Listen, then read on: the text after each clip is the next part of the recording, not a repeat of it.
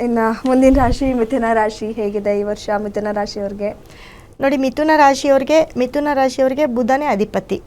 So ಮಿಥುನ ರಾಶಿಯವರಿಗೆ ಮೇ ಐದನೇ ತಿಂಗಳಿಂದ ಆಚೆ 5ನೇ ತಿಂಗಳಿಂದ ಆಚೆ ಅಂದರೆ 14ನೇ ತಾರೀಕುವರೆಗೂ ಸ್ವಲ್ಪ ಟೈಮು ಚೆನ್ನಾಗಿದೆ ಅಂತ ಹೇಳ್ಬೋದು. ಆದರೆ 14ನೇ ತಾರೀಕಿಂದ ಆಚೆ 30ನೇ ತಾರೀಕುವರೆಗೂ ತುಂಬ ಕೆಟ್ಟದಾಗಿರುತ್ತೆ ಮೇ ತಿಂಗಳಲ್ಲಿ.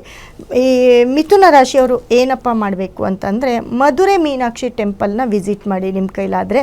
ಅದೇ ರೀತಿ ಬುಧ ಎಲ್ಲಿರ್ತಾನೆ ಅಲ್ಲಿ ಬುಧ ಗ್ರಹದ ಟೆಂಪಲ್ಲು, ಏನು ನವಗ್ರಹಗಳಲ್ಲಿ ಬುಧನ ಒಂದು ಸ್ಥಾನಕ್ಕೆ ಹೋಗಿ ನೀವು ಅಲ್ಲಿ ಒಂದು ಏನಾದರೂ ನೀವು ಬೇಡ್ಕೊಂಡು ಬರೋದು, ಅಲ್ಲಿ ಹೋಗಿ ವಿಸಿಟ್ ಅಂದರೆ ದೇವ್ರ ದರ್ಶನ ಮಾಡ್ಕೊಂಡು ಬಂದರೆ ತುಂಬ ಅದೃಷ್ಟ ಬರುತ್ತೆ. ಮತ್ತು ಉತ್ತರಾಣಿ ಕಡ್ಡಿ ಅಂತ ಬರುತ್ತೆ, ಉತ್ತರಾಣಿ ಕಡ್ಡಿ ಪಾಟಲ್ಲಿ ಹಾಕಿದ್ರೆ ಅದೆಷ್ಟೊಂದು ಬೆಳೆಯುತ್ತೆ. ಆ ಉತ್ತರಾಣಿ ಕಡ್ಡಿ ಮನೆ ಮುಂದೆ ಒಂದು ಪಾಟಲ್ಲಿ ಹಾಕಿ ಅಥವಾ ಮನೆಯಲ್ಲಿ ತಂದು ಆ ಉತ್ತರಾಣಿ ಕಡ್ಡಿಯನ್ನು ಇಡ್ತಾ ಬನ್ನಿ. ಮತ್ತು ಕರಿಬೇವಿನ ಗಿಡ ಬೆಳೆಸಿ.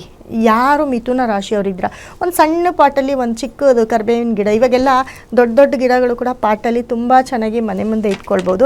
ಒಂದು ಕರಿಬೇವಿನ ಗಿಡ ಬೆಳೆಸ್ಕೊಂಡು ಬನ್ನಿ. ಮತ್ತು 30ನೇ ತಾರೀಕಿನ ಮೇಲೆ ನಿಮಗೆ ಟೈಮ್ ತುಂಬ ಚೆನ್ನಾಗಿದೆ ಅಂತ ಹೇಳಿದೆ. ಮಧುಕರ್ ಆಗ್ರೋ ಇಂಡಸ್ಟ್ರೀಸ್ ರವರ ವತಿಯಿಂದ ನಾಡಿನ ಸಮಸ್ತ ಜನತೆಗೆ ಯುಗಾದಿ ಹಬ್ಬದ ಹಾರ್ದಿಕ ಶುಭಾಶಯಗಳು. ಮಿಥುನ ರಾಶಿಯವರು ಬುಧವಾರ ತಿರುಪತಿ ದರ್ಶನ ಮಾಡಿ. ಬುಧವಾರ ನಿಮ್ಮ ಕೈಲಾದರೆ ಈ ವರ್ಷ ಪೂರ್ತಿ ಯಾವತ್ತಾಗುತ್ತೋ ಅವತ್ತು ಬುಧವಾರದ ದಿನವೇ ನೀವು ತಿರುಪತಿ ತಿಮ್ಮಪ್ಪನ ಒಂದು ದರ್ಶನ ಮಾಡಿದ್ರೆ ತುಂಬ ಒಳ್ಳೆಯದಾಗುತ್ತೆ.